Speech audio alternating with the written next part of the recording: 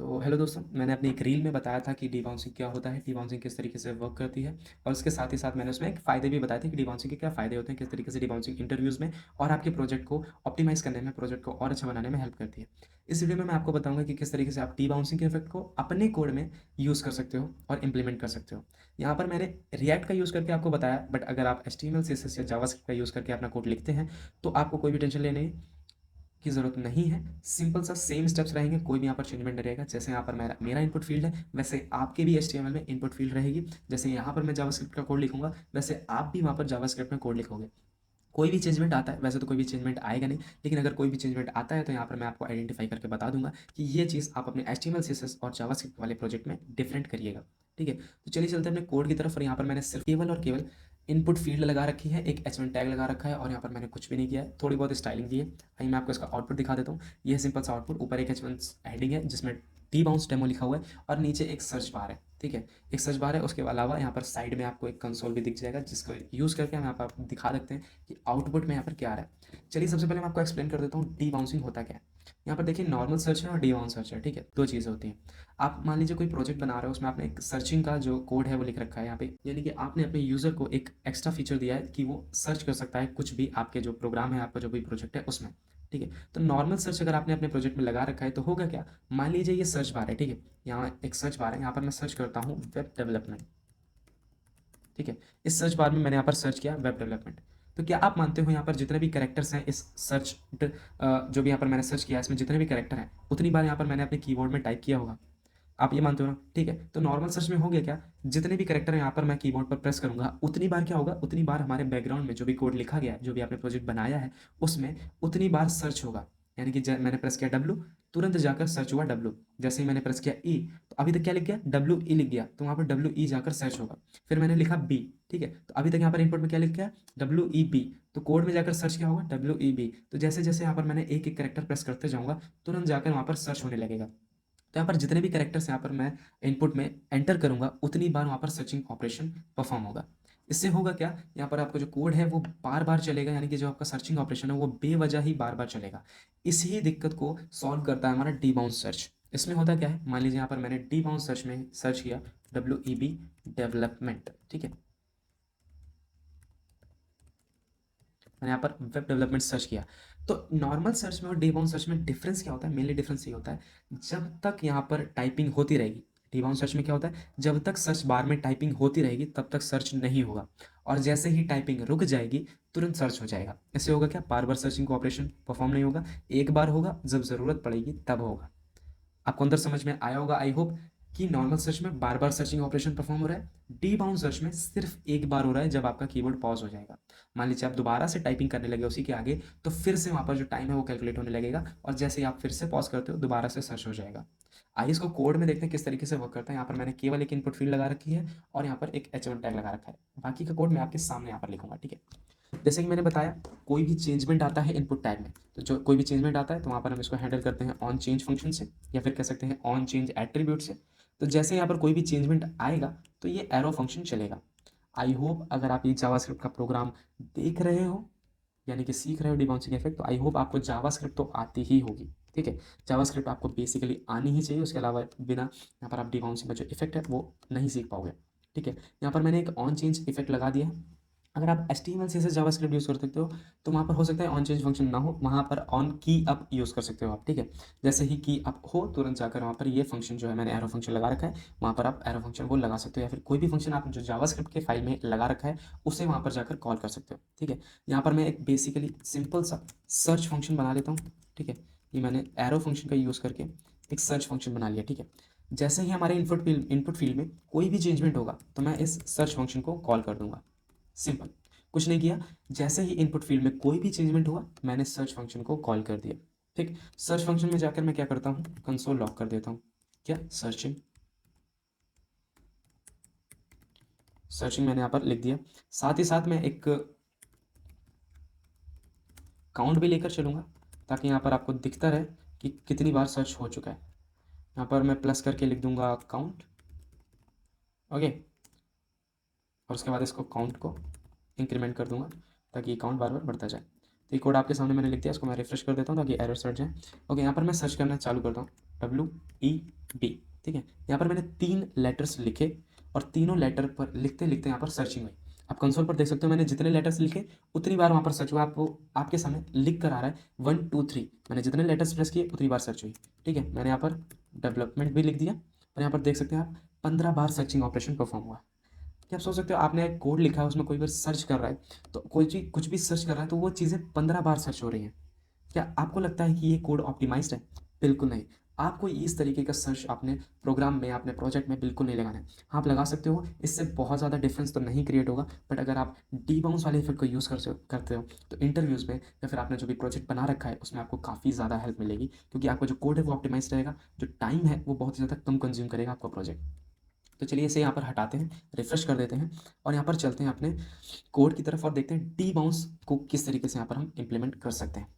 तो चलिए सबसे पहले आता हूँ, हम यहाँ पर इसका नाम चेंज कर देते हैं, डी बाउंस कर देते हैं इसका नाम और यहाँ पर इसका एस कैपिटल कर देते हैं। ठीक है, ये चेंज कर दिया। ओके, और यहाँ पर हम सर्च फंक्शन को हटा देते हैं। अब देखते हैं हमें यहाँ करना क्या है। जैसे ही कुछ भी टाइप हो, अभी तक क्या कर रहे थे, जैसे ही यहाँ पर कुछ भी टाइप होता है वहाँ जाकर सर्च हो जाता है। ठीक है, तो बेसिकली पहले हम वो कर देते हैं। यहाँ पर हमें करना क्या है, तुरंत सर्च नहीं करना है, तुरंत सर्च नहीं करना है, थोड़ी देर बात करना है ताकि हम देख सकें कि क्या हमारा कीबोर्ड जो है वो पॉज हो चुका है। इसलिए हम यहाँ पर तुरंत सर्च नहीं करेंगे, थोड़ी देर बात करेंगे। तो थोड़ी देर बात करने के लिए यहाँ पर एक फंक्शन यूज़ करते हैं, set time out. Asynchronous JavaScript के अंडर आता है ये सेट टाइम आउट। ठीक है, यहाँ पर हम सेट टाइम आउट का यूज़ करेंगे ताकि जो हमारा कोड है वो तुरंत ना चल के थोड़ी देर बाद चले। इसको मैंने एक फंक्शन दिया। आई होप आपको सेट टाइम आउट के बारे में पता होगा। ठीक है, अगर नहीं पता तो प्लीज़ आप जावास्क्रिप्ट प्लीज़ ढंग से लर्न करिए, ढंग से सीखिए, उसके बाद आप डी बाउंसिंग को सीखिए। ठीक है, यहाँ पर मैंने सेट टाइम आउट लगा दिया है और उसके अंदर एक फंक्शन पास किया है और उसके साथ साथ यहाँ पर मैंने टाइमिंग जो दी है वो 500 मिली सेकेंड्स की दी है। ठीक है, सेट टाइम आउट के अंदर यहाँ पर मैं लिख देता हूँ लॉग और लॉग के अंदर मैं लिख देता हूँ सर्चिंग। ठीक है, यहाँ पर मैंने लॉग के अंदर सर्चिंग लिख दिया और उसके बाद सिंपली यहाँ पर काउंट लिख दिया। ओके, और यहाँ पर काउंट को प्लस प्लस कर दिया है। अभी यहाँ पर कोई भी डिबाउंसिंग का इफेक्ट नहीं लगा है, मैं सिंपली इतना सर्च करके सॉरी इतना रन करके आपको दिखा देता हूँ। अभी तक यहाँ पर डिबाउंसिंग का जो इफेक्ट है वो नहीं लगा है, वो मैं आपको आगे बताऊंगा कि किस तरीके से लगेगा। ठीक है, यहाँ पर मैंने सिंपली केवल एक सेट टाइम आउट लगाया है, जिससे होगा क्या, आप यहाँ पर जो भी टाइप करोगे वो तुरंत सर्च नहीं होगा, 500 मिली सेकेंड बाद सर्च होगा। डिबाउंसिंग इफेक्ट कैसे लगाएंगे वो मैं आपको आगे बताऊंगा। ठीक है, इसको मैं रिफ्रेश करता हूँ और यहाँ पर मैं सर्च करता हूँ WEB सर्च। देखिए यहाँ पर मैंने 4 कैरेक्टर लिखे, WEB और स्पेस। सर्च अभी भी 4 बार हुआ है, सर्च अभी भी 4 बार हुआ है, बट थोड़े टाइम के बाद। मैं फिर से रिफ्रेश करके आपको दिखा देता हूँ। WEB, देखिए सर्च अभी भी 15 बार हो रहा है, लेकिन थोड़ा टाइम बाद हो रहा है क्योंकि मैंने सेट टाइम आउट में 500 मिली सेकेंड्स का टाइम दे रखा है। अब हमें करना क्या है, डी बाउंसिंग का इफेक्ट अचीव करने के लिए हमें करना क्या है, हम जितनी बार टाइप करेंगे ना, पुराना टाइम आउट हमें क्लियर करते जाना है। ध्यान से समझिएगा। ठीक है, आपको मैं डायग्राम के थ्रू समझा देता हूँ।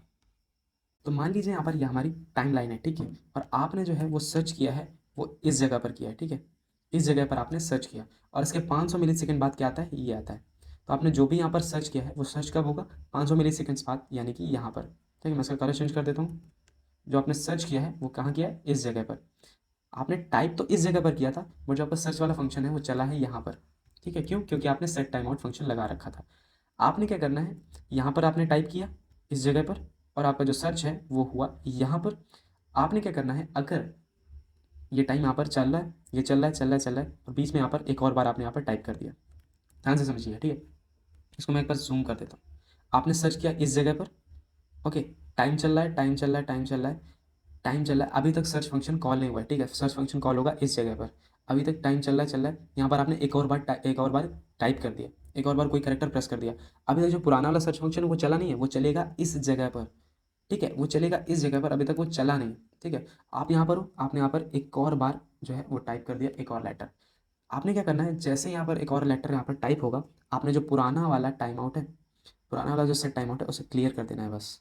जो पुराना वाला सेट टाइम आउट है जो यहाँ पर कॉल होना था, ये जो कॉल होना था ना यहाँ पर, इसको क्लियर कर देना है बस, और कुछ नहीं करना है, इसको क्लियर कर देना है। आप यहाँ पर आए, उसके बाद आपने क्या करना है, ये वाला टाइम आउट क्लियर कर देना है।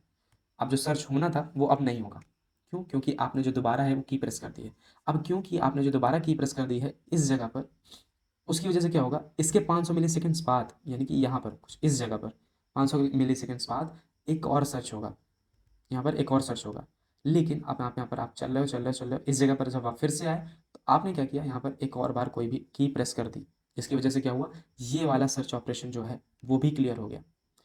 आई होप आपको समझ में आया हो, लेकिन हो सकता है अभी तक आपको समझ में ना आया हो, इसलिए हम यहाँ पर कोड पर चलते हैं और यहाँ पर ध्यान से समझेंगे कि किस तरीके से कोड में हम इसे इम्प्लीमेंट करेंगे। हमने करना क्या था, यहाँ पर जो इनपुट है, इसमें कुछ भी यहाँ पर टाइप होता है, ठीक है। जब यहाँ पर कुछ भी टाइप होता है तो क्या चलेगा, डीबाउंस सर्च नाम का फंक्शन चलेगा, जो कि ये रहा। ठीक, कुछ भी टाइप होता है तो ये हमारे डीबाउंस सर्च नाम का फंक्शन चलेगा।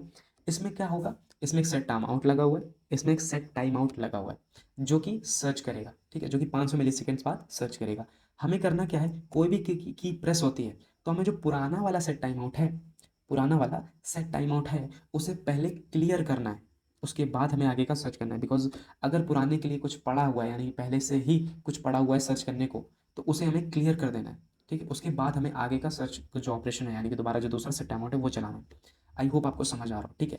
तो हमें क्लियर टाइम आउट करना है, यहाँ पर क्लियर टाइम आउट नाम का एक फंक्शन होता है जिसे हम यहाँ पर यूज़ कर सकते हैं। फिर इसको बताना पड़ेगा कि हमें क्लियर करना कौन सा टाइम आउट है। तो क्लियर करने के लिए हमें इसको इस सेट टाइम आउट को क्लियर करना है, और इस सेट टाइम आउट को क्लियर करने के लिए पहले तो हमें इसे कुछ नाम देना पड़ेगा। यहाँ पर हम इसको टाइमर नाम दे देते हैं, ठीक है। यहाँ पर मैंने इसको टाइमर नाम दे दिया। अब क्योंकि यहाँ पर टाइमर इनिशियलाइज नहीं है तो इसको यहाँ पर मैं टाइमर नाम से एक इनिशियलाइज कर देता हूँ, ठीक है।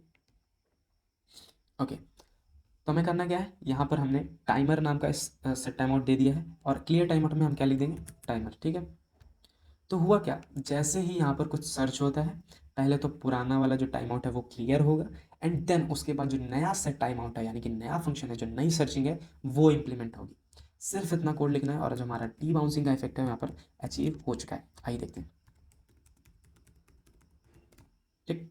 यहाँ पर हमने क्या किया, पूरा जब तक लेटर नहीं लिखता तब तक सर्चिंग नहीं हुई, ठीक है। जब तक हमने लिखते रहे, जब तक हम टाइपिंग यहाँ पर करते रहे, तब तक सर्चिंग नहीं हुई। जैसे यहाँ पर हमने कीबोर्ड पर टाइपिंग करना पॉज किया, सर्च हो गया, आप कंसोल पर देख सकते हो सर्च वन लिखा हुआ है। आई होप आपको समझ में आया हो कि किस तरीके से हमने यहाँ पर सेट टाइम आउट का यूज़ किया है और उसे क्लियर किया है। एक बार मैं फिर से बता देता हूँ, ठीक है। चलिए चलते हैं अपने इनपुट की तरफ, ठीक है।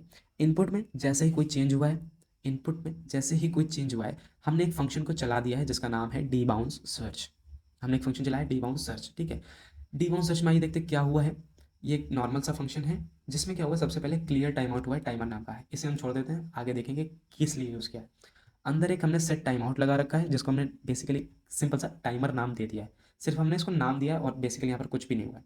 इस सेट टाइम आउट के अंदर क्या लिखा हुआ है, एक कोड लिखा हुआ है। एक तो सर्चिंग का कोड है, आपका जो भी सर्चिंग का सारा कोड हो वो आप यहाँ पर लिख सकते हैं।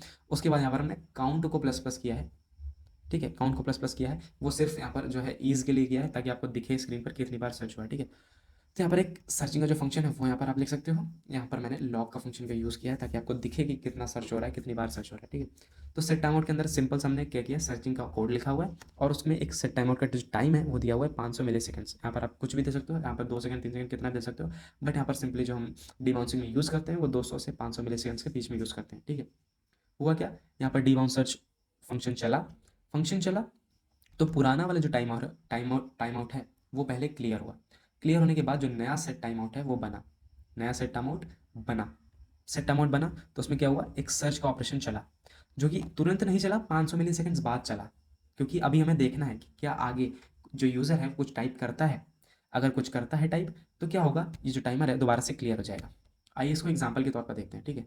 यहाँ पर मान लो यूज़र ने सर्च किया डब्ल्यू, जैसे यूज़र ने डब्ल्यू सर्च किया, ये फंक्शन चला डी बाउंस सर्च हुआ तो यहाँ पर आया क्लियर टाइम आउट हुआ, क्या टाइमर। अभी तक टाइमर में कुछ नहीं था, यहाँ पर क्लियर टाइम आउट से कुछ नहीं हुआ, ठीक है। एक नया सेट टाइम आउट बना और यहाँ पर क्या हुआ, एक फंक्शन चला console log search. Console log क्या हुआ, सर्च को कंसोल किया, यानी कि प्रिंट किया कंसोल पर। क्योंकि ये 500 मिली सेकेंड्स बाद चलना है इसलिए ये अभी प्रिंट नहीं हुआ, इसलिए अभी ये प्रिंट नहीं हुआ।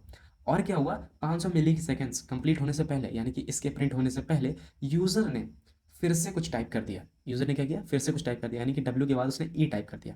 जैसे ही उसने ई टाइप किया दोबारा से ये फंक्शन चला, और जो पुराना वाला टाइमर है, यानी कि पुराना वाला टाइम आउट है, वो क्लियर हो गया। यानी कि पहले जो डब्ल्यू सर्च होना था 500 मिली सेकेंड्स बाद, वो सर्च अब नहीं होगा क्योंकि यहाँ पर उसे क्लियर कर दिया गया है। अब क्या हुआ, जब क्लियर हो गया पुराना वाला टाइमर, यहाँ पर दोबारा नया सा टाइमर बना, फिर से सर्च होगा, क्या सर्च होगा, आपकी डब्ल्यू ई, दोनों सर्च होगा, ठीक है। वो भी अभी नहीं, 500 मिली सेकेंड्स बाद। अब यूज़र ने क्या किया, दोबारा से डी सर्च कर दिया, जैसे यूज़र ने बी सर्च किया, दोबारा से ये फंक्शन चला डीबाउंस सर्च, पुराना वाला टाइम आउट क्लियर हुआ, यानी कि पहले क्या सर्च होना था, डब्ल्यू ई सर्च होना था। अब क्या हुआ, क्योंकि पुराना टाइम आउट क्लियर हो चुका है, इसलिए डब्ल्यू ई सर्च नहीं होगा, वो क्लियर हो जाएगा। और जो सेट टाइम आउट है, जो नया वाला है, वो फिर से बनेगा। इसमें सर्च क्या होगा, डब्ल्यू ई पी, क्योंकि हमारा जो इनपुट फील्ड है उसमें क्या पड़ा हुआ है, डब्ल्यू ई पी। कुछ इस तरीके से यहाँ पर वर्क करेगा। और यहाँ पर आप देख सकते हो, यहाँ पर मैंने इसको क्लियर कर दिया, सर्च रिफ्रेश कर देता हूँ उसे, और यहाँ पर मैं लिखता हूँ वेब डेवलपमेंट। अब देखिए यहाँ पर मैं कीबोर्ड को अपने स्टॉप नहीं कर रहा हूँ, मैं लगातार यहाँ पर टाइप करता जा रहा हूँ, यहाँ पर बिल्कुल भी पॉज नहीं कर रहा हूँ। यहाँ पर देखिए थोड़ा सा पॉज हुआ 500 मिली सेकेंड्स का, और यहाँ पर जो है सर्च हो गया। यहाँ पर देखिए मैं बिल्कुल भी पॉज नहीं कर रहा हूँ, और यहाँ पर लगातार कीबोर्ड पे टाइपिंग करते जा रहा हूँ। तो अभी तक बिल्कुल कुछ भी नहीं सर्च हुआ है, ठीक है, यहाँ पर कुछ भी सर्च नहीं हुआ है, ठीक है। जैसे ही यहाँ पर मैं पॉज करता हूँ, सर्च हो जाएगा। यहाँ पर सिर्फ 2 बार सर्चिंग हुई है, आप अपने कंसोल पर देख सकते हो, searching 1 and searching 2। Bar bar searching यहाँ पर नहीं हुई है। यही फ़ायदा होता है डीबाउंस का, ठीक। तो कुछ इस तरीके से यहाँ पर हम डीबाउंसिंग के इफेक्ट को अचीव कर सकते हैं। आई होप आपको पसंद आया हो और समझ में भी आया हो साथ साथ कि डीबाउंसिंग किस तरीके से आप यूज़ कर सकते हो।